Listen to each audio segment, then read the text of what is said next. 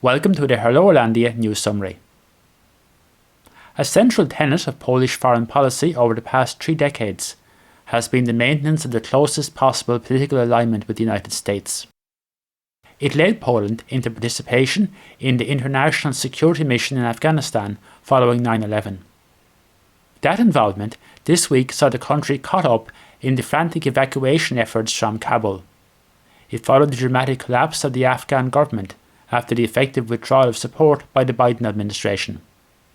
Relations with the US are not, of course, as warm now as they were under the Trump administration, as evidenced by a highly critical statement this week by the State Department over a new Polish property restitution law, as well as over the question of foreign media ownership in Poland.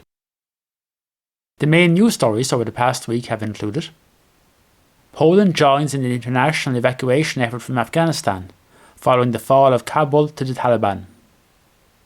The government announces its intention to reform the procedures for disciplining judges, at least partially moving to meet the August 16th European Court of Justice deadline. There is sharp US criticism of a new law labelled by critics as restricting property restitution claims, and Polish paralympians prepare for their Tokyo Games. Last Sunday saw the fall of Kabul to the Taliban, bringing 20 years of involvement in Afghanistan by the international coalition led by the United States to an ignominious end. That coalition, until the withdrawal of the last troops at the end of June, also included Poland. As a result, the government has been involved in the international evacuation efforts from the country, including of Afghans who had assisted Polish forces. In a social media post on Monday, Prime Minister Mateusz Morawiecki said that Poland does not leave its allies and friends in need. We are constantly monitoring the situation in Afghanistan. At my command, the first flight to Afghanistan will soon depart, which will be used to evacuate people in need of our care. This operation is being prepared from yesterday. I appeal to all politicians and public figures not to use the dramatic situation in Afghanistan to fuel social emotions. Our priority now is to ensure the security of all those who are associated with Poland in Afghanistan. Some of these activities must, for obvious reasons, remain secret. I am asking for responsibility.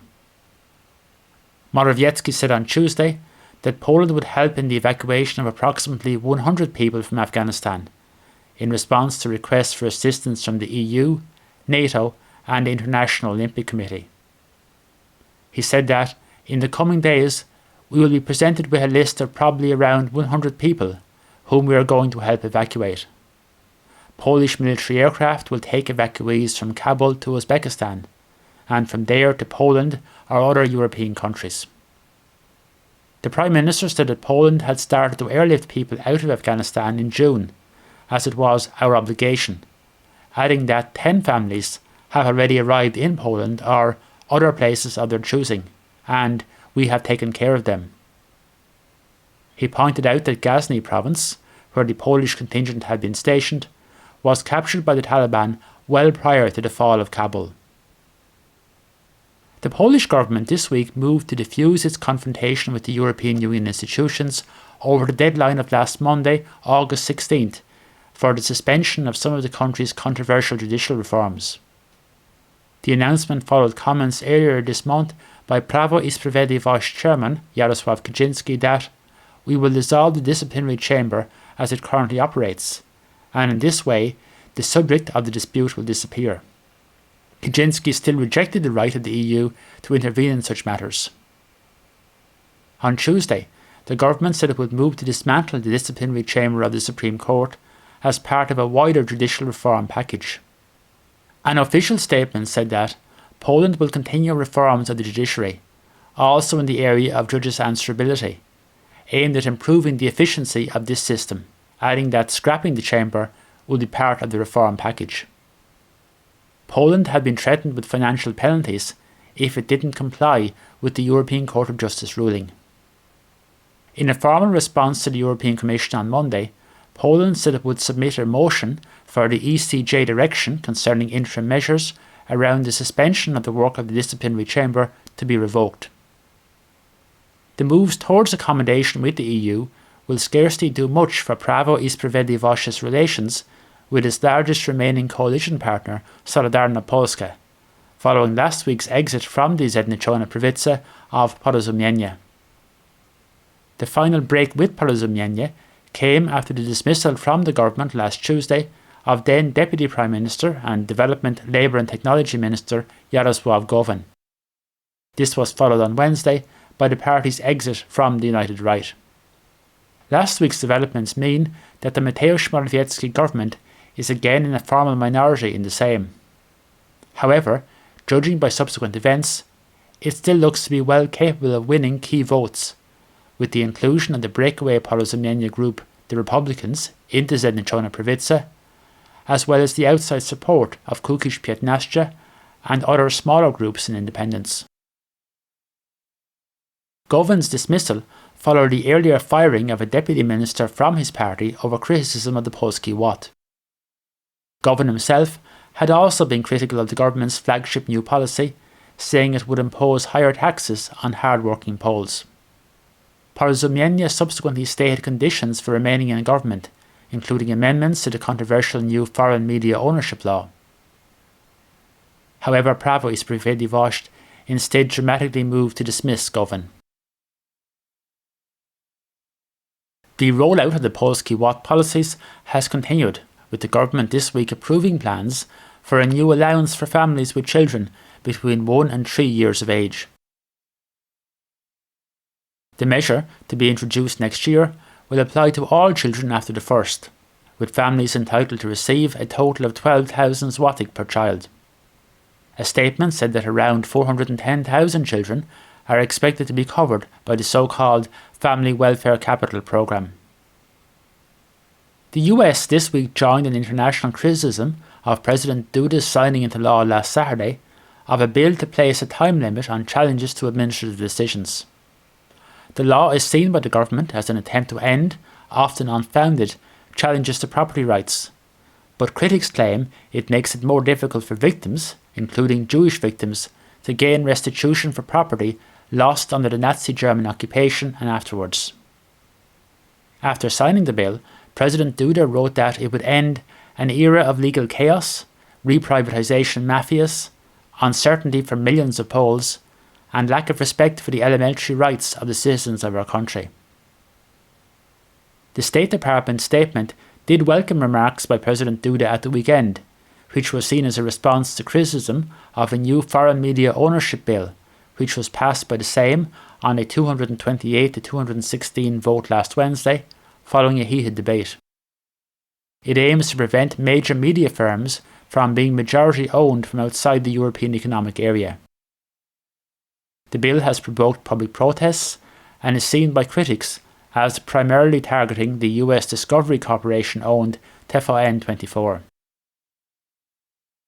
The statement said that, quote, "The United States reiterates our concerns about amendments to the Code of Administrative Procedure, which President Duda signed on August 14th, severely restricting restitution and compensation for property wrongfully confiscated during Poland's communist era.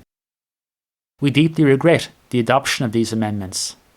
Further, we urge the Polish government to consult with representatives of affected parties and to develop a clear, efficient and effective legal procedure to resolve confiscated property claims and provide some measure of justice for victims.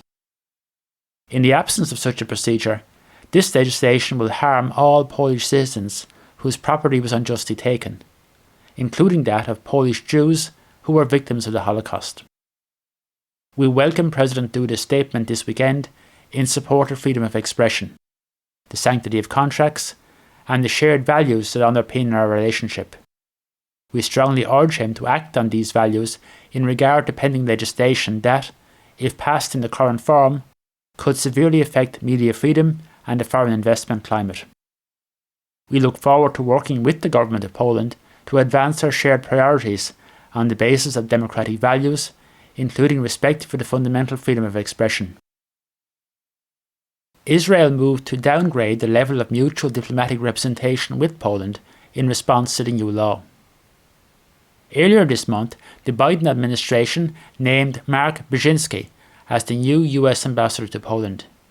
He's the son of the late Zbigniew Brzezinski, who served as the National Security Advisor in the Carter administration from 1977 to 1981.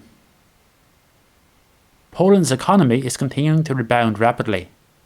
In a flash estimate last Friday, Główny Urząd Statystyczny, GUS, or Statistics Poland, said that GDP rose by 10.9% in the second quarter of the year, compared to the lockdown-hit second quarter of 2020.